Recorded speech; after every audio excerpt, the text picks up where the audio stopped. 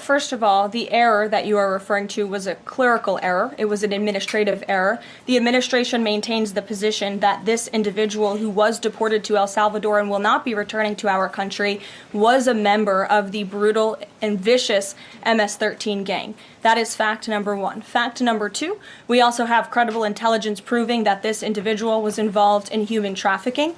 And fact number three, this individual was a member, actually a leader of the brutal MS-13 gang, which this president has designated as a foreign terrorist organization.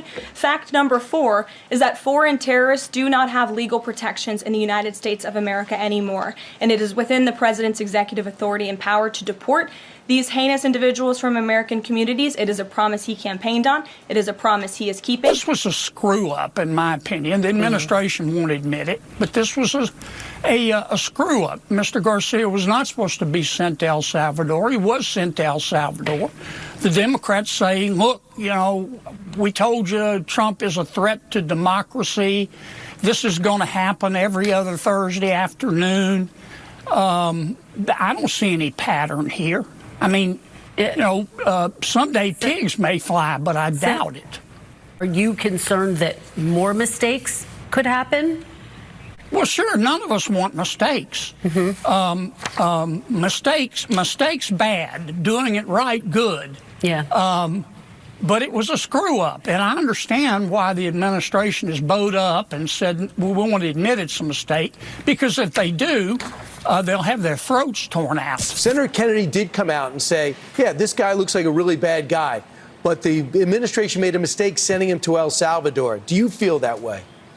We did not make a mistake. We have always maintained that this was an individual who needed to be deported from our country. The president swore to the American public he was going to deport illegal criminals, and especially those who have been involved in violent gangs like MS-13 that have terrorized American communities. And so to the Democrat Party, who thinks that they are going to bring this foreign terrorist back to the United States of America to live a peaceful and happy life, that is never going to happen. Listen, Karoline Leavitt knows good and well that she's lying.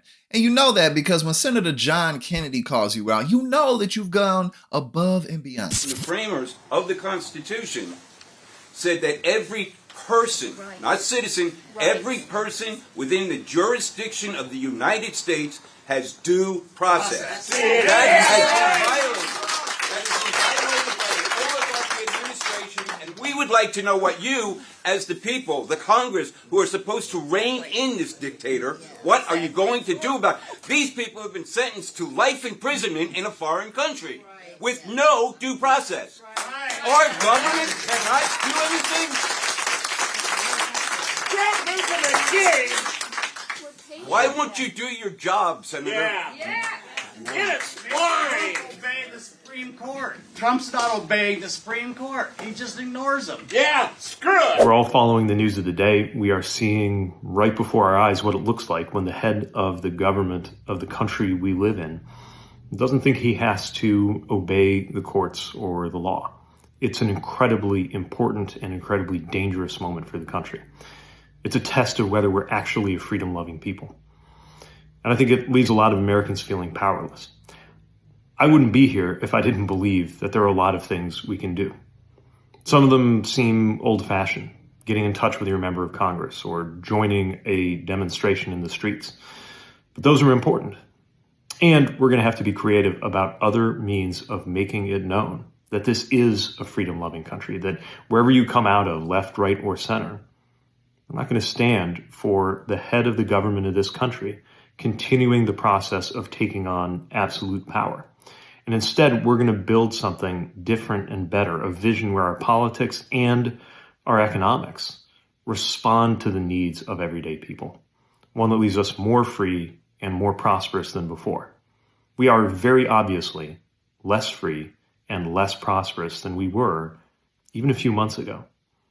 But this doesn't have to be a one-way trip. I mean, like, outside of cruelty being the point, it's so obvious why there's so much incompetence happening in this administration. And it's because of who's in it. You know, you got Pete Hegseth, who might get booted now. The only reason Donald Trump put him ahead of that massive agency that employs millions of people is because he enjoyed watching him on Fox News. The only reason Dr. Oz is in the position he's in is because Trump thinks he's a good cast character. He was a doctor on TV, so he must be where he is. And then the other people in his administration, like Linda McMahon, who donated $20 million to Trump's campaign, which got her where she is.